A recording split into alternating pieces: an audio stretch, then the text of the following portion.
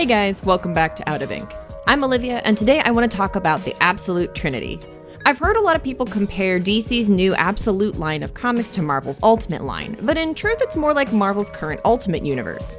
The distinction between the two is that Marvel's Ultimate was a modernization of the comics, more in line with DC's New 52 in that sense. The Absolute series and the Ultimate Universe are alternate continuity stories that spiral off of a larger event. The Absolute comics are a result of the 4-part Absolute Power event, an alternate universe continuity influenced by Darkseid's energy. It's not evil, like something out of the Dark Universe from Dark Knight's Metal. It's just a darker universe, one where the odds are stacked against the heroes more. Today, I want to talk about each first issue of the Trinity, starting with Absolute Batman. Absolute Batman was written by Scott Snyder, with art by Nick Dragotta and colors by Frank Martin. This story is touted as the universe of What If Batman Was Born Poor? If this sounds kind of familiar, it's probably because in late 2020 and early 2021, between the Joker War and the Future State event, Bruce Wayne lost a lot of his wealth. But this was the first time to my knowledge where a DC storyline made him a working class person from the get-go.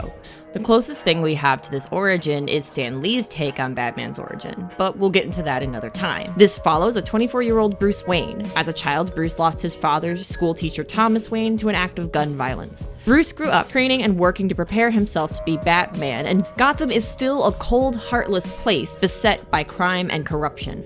The crime families of Gotham are being shaken up by the Black Mask, and the streets of Gotham are terrorized by the horrific Party Animals gang, and someone has to fight back. I'm going to be honest, I had super mixed feelings going into this book. I wasn't sure how to feel about this coming into a new alternate continuity based solely on the idea of broke Batman, but then I saw him. This man is built like a goddamn tank. His suit is metal as hell with all these crazy multifunctional bits instead of sleek gadgets.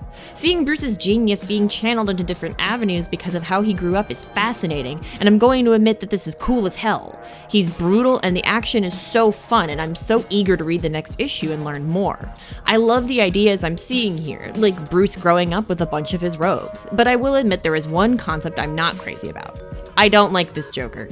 Sorry for the spoilers, but the whole thing about him being an assassin who basically lives Bruce Wayne's canon life is fine, but the reason behind his Joker moniker is so incredibly lame that all it does is give me pause, because my fear is that this character will just be predictable and break down and become the Joker we know. If I'm going to be honest, I wouldn't have rather have not had Joker be present at all, but that gets into my personal bias. It's not up to me about how the arc goes. However, I am down to see where this all collectively leads, as these ideas are only the seeds. It's going to take a little bit for me to see what blooms from these ideas, because even though we see this Batman and learn his history, this story is told mostly by an observer rather than by Bruce, so it is a little detached in that sense, but it's not enough to scare me off. Moving forward, we have Absolute Wonder Woman, which I will admit is the entire reason I wanted to check out this AU. What? I know what I'm about. Anyway, Absolute Wonder Woman was written by Kelly Thompson, with art by Hayden Sherman and colors by Jordi Belair. The only thing I heard about this comic is that this was Wonder Woman if she served Hell, the Princess of Hell, as it were.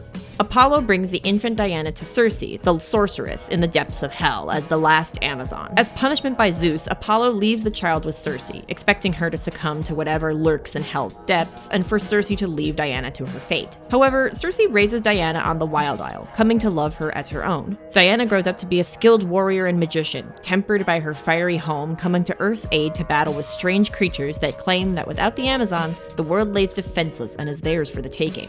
This didn't go the route I thought it was going to, as I thought this was going to be Diana in the service of Hades or raised by Persephone or something, but I wasn't disappointed by what I got. This story left me on the edge of my seat. It hit that same place in my brain that the New 52 Wonder Woman hit when I first got into comics, leaving me full of wonder and anticipation. I love the little turn of fate of having Circe, a traditional Wonder Woman antagonist, become Diana's mother.